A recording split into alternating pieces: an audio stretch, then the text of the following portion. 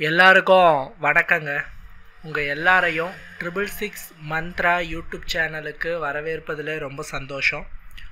தொடர்ந்து நம்மளுடைய சேனலிலே ஆன்மீகம் சார்ந்த பல அரிய தகவல்களை பதிவேற்றம் செய்து கொண்டு இருக்கிறோம். உங்களினுடைய மேலான ஆதரவும் தொடர்ந்து கிடைத்து கொண்டே இருக்கிறது. மிக்க மகிழ்ச்சி. அந்த வகையில் இந்த வீடியோவிலையும் உங்களுக்கு சிறந்த பயனினை கொடுக்கக்கூடிய ஒரு ஆன்மீக தகவலோடு தான் நான் வந்திருக்கிறேன். என்ன தகவல் அப்படின்னு பார்த்தீங்கன்னா, வருகிற செப்டம்பர் 18ஆம் தேதி புதன்கிழமை அன்று இந்த 2024வது வருடத்தினுடைய 2வது சந்திர கிரகணம் மற்றும் கடைசி சந்திர கிரகணம். இந்த கிரகணம் நம்மளுடைய இந்தியாவில் தெரியாத கிரகணத்திற்கு எந்த விதமான முன்னெச்சரிக்கைகளையும் நீங்கள் செய்ய தேவையில்லை. அது என்னங்க முன்னெச்சரிக்கை?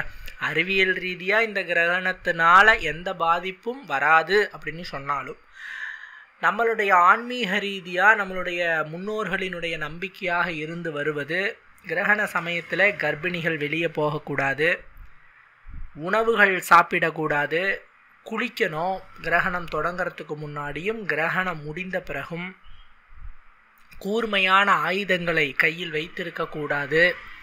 இந்த மாதிரியான சில விஷயங்கள், அதாவது கிரகணம் முடிந்தவுடன்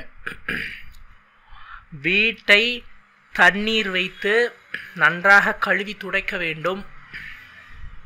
இந்த மாதிரி நிறைய விஷயங்கள் எல்லாம் நம்மளுடைய முன்னோர்களால் சொல்லப்பட்டு வந்தது. அது எல்லாமே இப்போ நாம் யூஸ் பண்ணிக்கிட்டு இருக்கிறோமா அப்படின்னு கேட்டால், இன்றைக்கும் கூட நம்மளுடைய இந்தியாவில் சூரிய கிரகணம் சந்திர கிரகணம் தெரிஞ்சதுன்னா நாம் சொல்கிறோம். அதை பல நண்பர்கள் செய்கிறாங்க. அது ரொம்ப நல்லதும் கூட குடும்பத்திற்கு. அறிவியல் ரீதியாகவே இந்த கிரகண சமயத்தில் வெளிப்படக்கூடிய அந்த கதிர்வீச்சுகள் கொஞ்சம் ஆபத்தானதுன்னு தான் சொல்கிறாங்க. அது நம்மளுடைய வீட்டில் தங்கும். அதை நீக்கணுங்கிறதுக்காக தான் நம்ம சாப்பாட்டில் தர்பப்புல் போடுறோம். தர்பப்புல்லுங்கிறது கெட்ட கதிர்வீச்சுகளை இழுத்து வச்சுக்கோ. அதே மாதிரி பார்த்திங்கன்னா, அந்த வீட்டை தண்ணி வச்சு க்ளீன் பண்ணிக்கிறது இப்போல்லாம் பண்ணணும்னா அந்த வீட்டில் இருக்கிற அந்த கெட்டதெல்லாம் போயிடும் அப்படிங்கிறது ஒரு ஐதீகம். அதன்படி பார்த்தோம்னா, செப்டம்பர் மாதம் 18ஆம் தேதி காலை 6:12 தொடங்கக்கூடிய இந்த பௌர்ணமி திதியாகப்பட்டது 8:14 உச்சத்தை அடைந்து காலை 10:17 முடிவு பெறுகிறது. இதுதான் அந்த டைமிங். ஆனால் இது நம்ம ரொம்ப நோட் பண்ணிக்க வேண்டியது இல்லை. ஏன்னா நம்மளோட நாட்டில் இது தெரிய போகிறதில்ல. ஏன்னா இது பகல் பொழுதில் தொடங்குது. பட் ஆனால் இந்த இடைப்பட்ட டைமிங்கில் நாம் முன்னாடி சொன்ன விஷயங்கள், அந்த ஆன்மீக விஷயங்கள், சாப்பாடில் தர்பப்புல் போடுங்க, குளிங்க, அதை செய்கிறத காட்டிலும் சில மாந்திரீக வேலைகளை செய்யலாம்.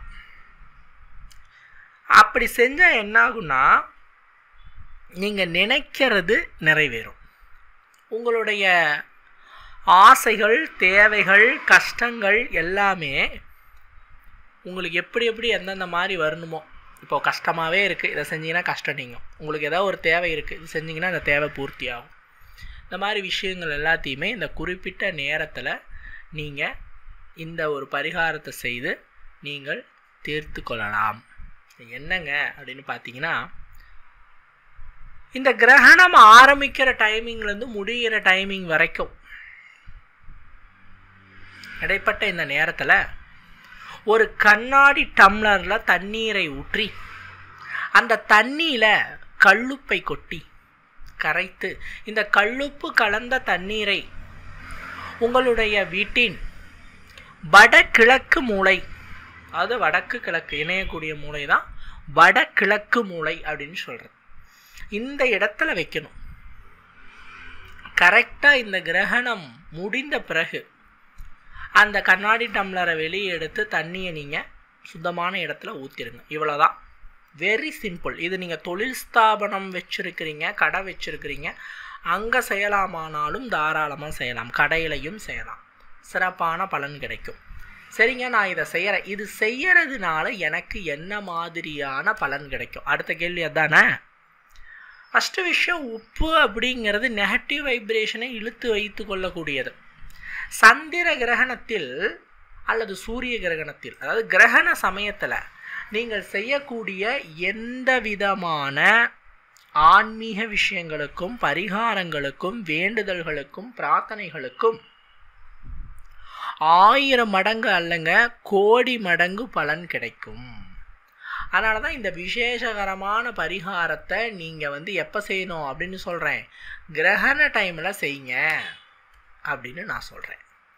கண்டிப்பாக செய்து பார்த்து பயனினை அடையுங்கள்.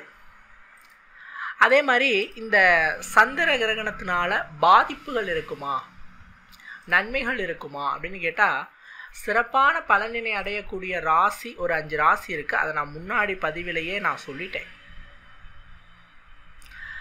அந்த வீடியோவை பார்க்காதவங்க கண்டிப்பாக பார்த்துக்கோங்க. அந்த ராசிக்காரங்களுக்கு இந்த கிரகணம் முடிந்த பிறகு பெரிய ராஜயோகம் காத்து கொண்டு இருக்கிறது. கெடு பலன்கள் அப்படின்னு இருக்கா அப்படின்னு கேட்டால், கெட்டது அப்படிங்கிறத விட இந்த கிரகணத்தின் காரணமாக ஏற்படும் கிரக மாற்றத்தால் சில ராசிக்காரர்களுக்கு பாதகமான சூழ்நிலை நிகழலாம். ஸோ அப்போ அவங்க என்ன பண்ணணும், அந்த டைமிங்கில் அந்த கிரகண நாளில் கொஞ்சம் பாதுகாப்பாக இருக்கணும், தேவையில்லாத வாய் பேசுகிறத தவிர்த்துக்கணும், கடினமான வேலைகள் செய்கிறத தவிர்த்துக்கணும், முக்கிய முடிவுகள் எடுப்பதை தவிர்க்க வேண்டும். இந்த மாதிரியான விஷயங்களை அந்த கிரகண சமயத்தில் நீங்கள் கடைபிடிக்க வேண்டும். அப்படி இந்த கிரகணத்தால் சற்று பாதிப்பினை அடையக்கூடிய ராசிகளாக சொல்வது தனுசு ராசி, மகர ராசி, கும்பராசி, மீன ராசி. இந்த 4 ராசி நட்சத்திர வரியாக சொல்லணும்னா பூரட்டாதி நட்சத்திரக்காரங்க, புனர்பூச நட்சத்திரக்காரங்க, விசாக நட்சத்திரக்காரங்க, இவங்களுக்கு எல்லாத்துக்குமே சற்று பாதிப்பு ஏற்படலாம். அதுக்கு என்ன பண்ணோம், பொதுவாக பாதிப்பு ஏதாவது வருது, கஷ்டம் வருது, நம்மளுடைய ஜாதகத்திலேயே ஒரு கெட்ட காலம் அப்படின்னா என்ன செய்யணும், அதுக்கு பரிகாரம்னா கம்முன்னு இருந்துக்கிறது தான் அதுக்கு பரிகாரம். சிவனேன்னு இருந்துக்கணும்னு சொல்லுவாங்க. நான் பாட்டு செவனேன்னு தாங்க இருந்தேன், என்னங்க கஷ்டம் வருது, நான் பாட்டு செவனேன்னு தாங்க இருந்தேன், ஏங்க அவன் என்கிட்ட தொந்தரவு பண்ணுறான்.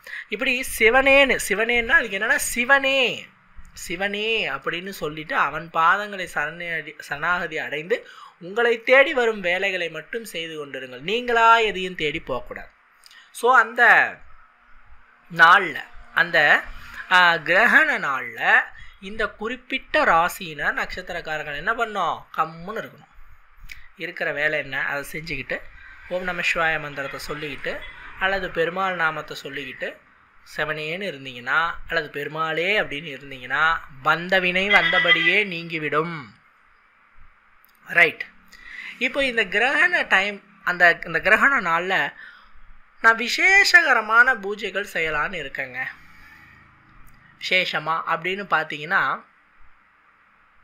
புதனினுடைய வழிபாடு செய்யலாம். இதுவாக சந்திர கிரகணம் அப்படிங்கிறது ஏற்படும் பொழுது அல்லது சூரிய கிரகணம் ஏற்படும் பொழுது அந்த சமயத்தில் எந்தெந்த கிரகங்கள் எந்தெந்த மாதிரியான கட்டங்களில் இருக்குது அப்படின்னு பார்த்துட்டு அதுக்கு தகுந்தாற் போல் அந்த நபர்கள் அவங்களுடைய பரிகாரங்களை செய்யும்போது சிறப்பான பலன் கிடைக்கும். ஸோ இந்த சந்திர கிரகணம் புதன் பகவானை உங்களுக்கு ஈர்த்து கொடுக்குற ஒரு அற்புதமான ஒரு டைமிங்காக அமையுது.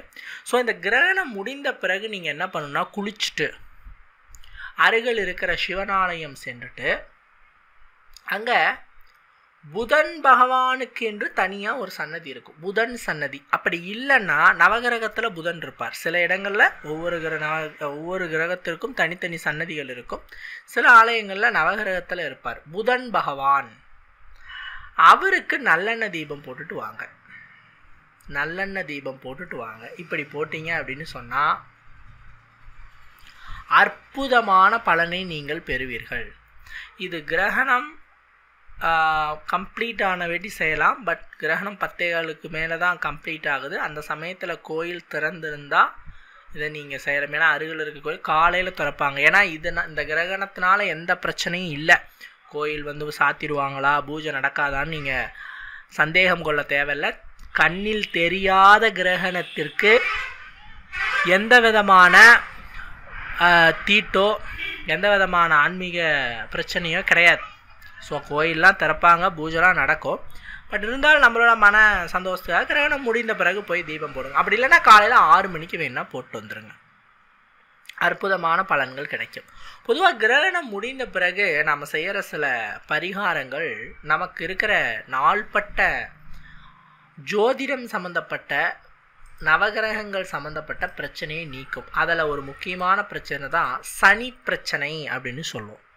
சனீஸ்வர தேவன் கர்மஹாரகன் என்று சொல்லக்கூடிய, அதே மாதிரி தர்மவான் என்று புகழப்படக்கூடிய சனீஸ்வர பகவானினுடைய பிடியில் சிக்கி தவிப்பவர்கள், 7.5 சனி, ஜென்ம சனி, அஷ்டமத்து சனி, கண்டகச்சனி, சனி திசை, சனியினுடைய பார்வை, சனியினுடைய புத்தி,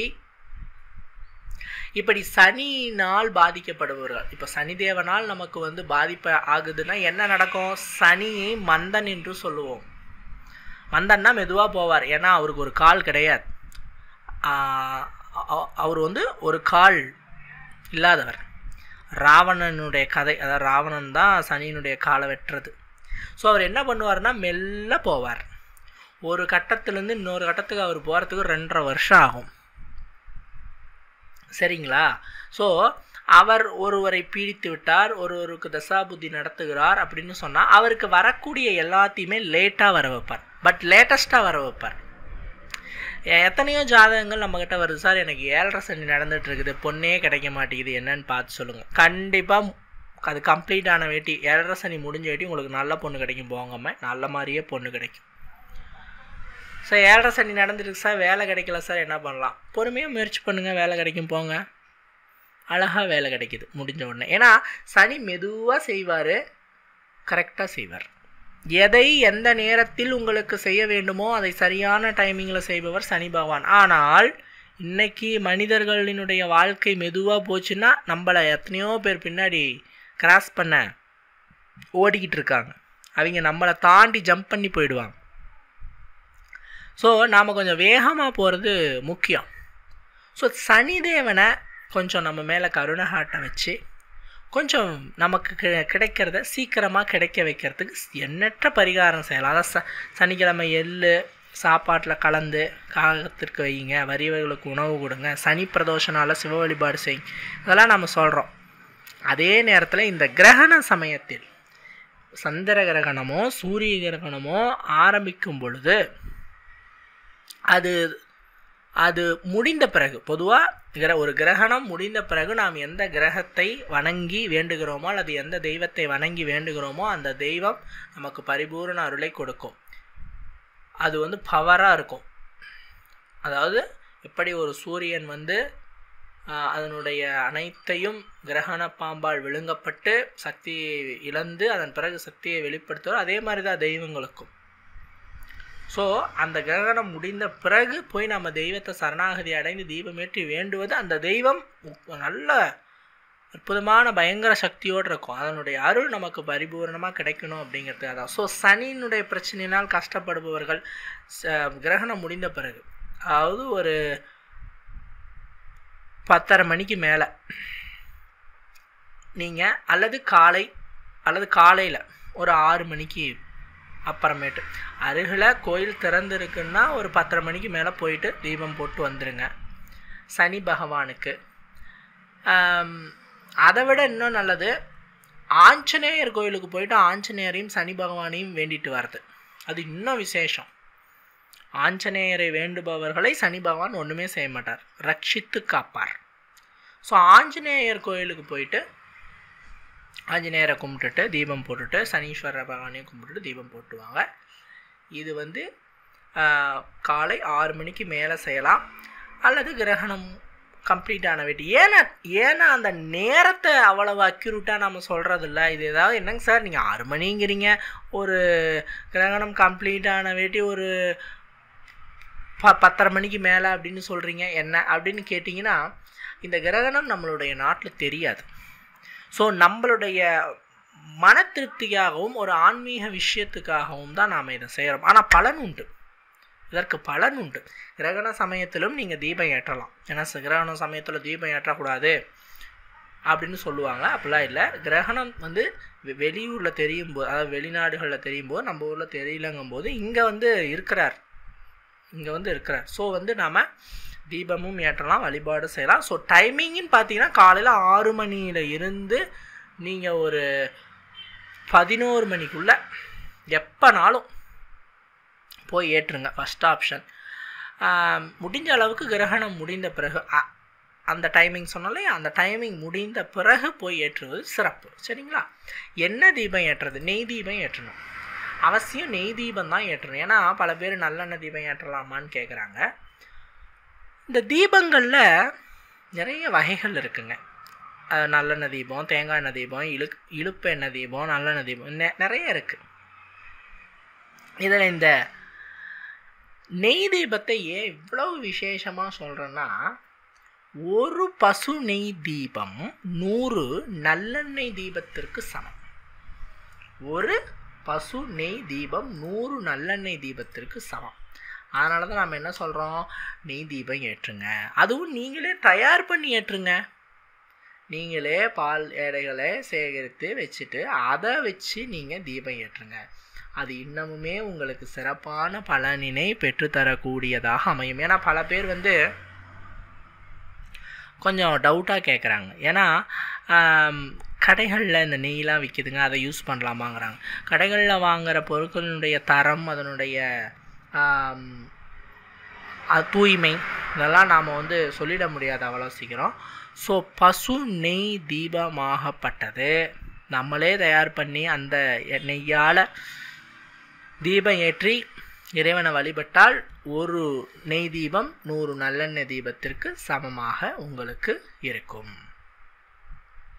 அதே மாதிரி நாங்கள் வந்து நைவேத்தியம் படைத்து சிறப்பாக வழிபாடு செய்கிறோம். ஏன்னா சில பேருக்கு அந்த ஆசை இருக்கும், ஏதாவது நைவேத்தியம் வச்சு நாங்கள் கும்பிட்றோம் அப்படின்னு கேட்பாங்க. அப்படி உங்களுக்கு விருப்பம் இருந்தால் கொண்டக்கடலை, அது வந்து வெள்ளை கொண்டக்கடலையாக இருந்தாலும் சரி, கருப்பு கொண்டக்கடலையாக இருந்தாலும் சரி, கொண்டக்கடலையை நீங்கள் வந்து வேவிச்சு அதை வந்து மக்களுக்கு சுண்டல் நீங்கள் கொடுத்தீங்க பிரசாதமாக, மக்களுக்கு நைவேத்தியமாக அப்படின்னு சொன்னால் அது சிறப்பான பலனினை உங்களுக்கு பெற்றுத்தருங்கிறதுல ஐயம் எதுவுமே கிடையாது. அது யாராக இருந்தாலும் சரி, கிரகண சமயம், அதாவது கிரகணம் முடிந்த பிறகு கொண்டக்கடலை பிரசாத நைவேத்தியம் சகல விதமான தோஷங்களையும் நிவர்த்தி செய்யக்கூடிய ஒரு விஷயமாக அமையும். அது இல்லாமல் அன்றைய நாளில் நான் சொன்ன இந்த ராசியினர் அனைவருமே சற்று பொறுமை காப்பது என்பது மிக மிக முக்கியம். அவசரப்படாதீங்க. போகிறவன சும்மா போகாதான், இழுத்துட்டு போவோமா துணைக்கு ஒரு ஆளை. அது மாதிரி நீங்களே கம்முன்னு இருந்தாலும் உங்களுக்கு நேரம் சரியில்லைங்கும் போது இழுத்துட்டு போயிடும். ஸோ அந்த கிரகண நாளில் அமைதியாக இருக்குன்னு தான் சொன்னனே, சிவனேன்னு நம்மளுடைய வேலை என்னவோ அதை செஞ்சுட்டு சிவனேன்னு இருங்க. அதுவே உங்களுக்கு போதுமானது. வர பிரச்சனையை அந்த சிவனே தடுத்து நிறுத்தி உங்ககிட்ட வராமல் காத்து ரட்சிப்பார் அப்படிங்கிறதுல எந்த விதமான ஐயமும் இல்லை. சில பேர் கேட்குறாங்க, கர்ப்பிணி பெண்கள்லாம் வெளியே வரலாமா, அதே மாதிரி வீடு வந்து துடைக்கணுமா அப்படிலாம் கேட்குறாங்க. ஆக்சுவலாக வந்து அதெல்லாம் செய்யணுங்கிறது இல்லை. நான் இப்போ சொன்ன அந்த கல்லுப்பு பரிகாரத்தை மட்டும் ஃபஸ்ட்டு சொன்னேன் இல்லையா, அந்த கிரகண சமயத்தில் கொஞ்சம் நீங்கள் தண்ணியில், கண்ணாடி டம்ளரில் தண்ணீர் ஊற்றி அதில் கொஞ்சம் கல்லுப்பு போட்டு கரைச்சி அந்த டம்ளரை மட்டும் இந்த வடகிழக்கு திசையில் மூளையில் கிரகண சமயத்தில் நீங்கள் அழகாக வச்சிடுங்க. அது மட்டும் போதுமானதாக இருக்கும். கிரகணம் முடிந்த பிறகு எடுத்து ஊற்றி விடுங்கள். இது செஞ்சாவே உங்களுக்கு போதுமானது. வீட்டில் இருக்கிற எல்லா விதமான நெகட்டிவ் வைப்ரேஷனும் நீங்கிவிடும். இதை நீங்கள் அலுவலகத்திலும் செய்யலாம். இந்த வியாபார ஸ்தலம் வச்சுருக்கேன், கடை வச்சுருக்கேன், அங்கே செய்யலாமானா அங்கேயும் செய்யலாம். இது ஒரு மூலமாகவே வியாபார தடை, பணத்தடை போன்ற சகல பிரச்சனைகளும் தீர்ந்துவிடும். உங்களுக்கு அப்படி தேவை அப்படின்னு பார்த்தீங்கன்னா நீங்கள் வந்து இந்த தண்ணீரை பயன்படுத்தாதீங்க. புது தண்ணியில் கல்லுப்பை கொஞ்சம் கலந்து அந்த தண்ணியை வீடு முழுவதும் அல்லது வியாபார ஸ்தலம் முழுவதும் கிரகணம் முடிந்த பிறகு தெளித்து விடுங்கள். அப்படி உங்களுக்கு இன்னும் கொஞ்சம் நல்லா இருக்கணும், ஸ்தாபனம் முழுவதும் நெகட்டிவ் எனர்ஜி இல்லாமல் இருக்கணும்னா நீங்கள் இந்த மாதிரி செஞ்சிட்டிங்கன்னா இன்னும் நல்ல பெஸ்ட்டான ரிசல்ட்டு கிடைக்கும். ஸோ இந்த வீடியோவில் நான் நிறைய விஷயங்களை உங்களோட நான் ஷேர் பண்ணிட்டேன். கண்டிப்பாக இந்த வீடியோ உங்களுக்கு பிடிச்சிருக்குன்னு நான் நம்புகிறேன். தொடர்ந்து ஆன்மீகத்தில் இணைஞ்சிருங்க. நம்ம சேனலையும் பாருங்கள். மற்றும் ஒரு ஆன்மீக தகவல் வீடியோவில் உங்களை சந்திக்கிறேன். நன்றி, வணக்கம்.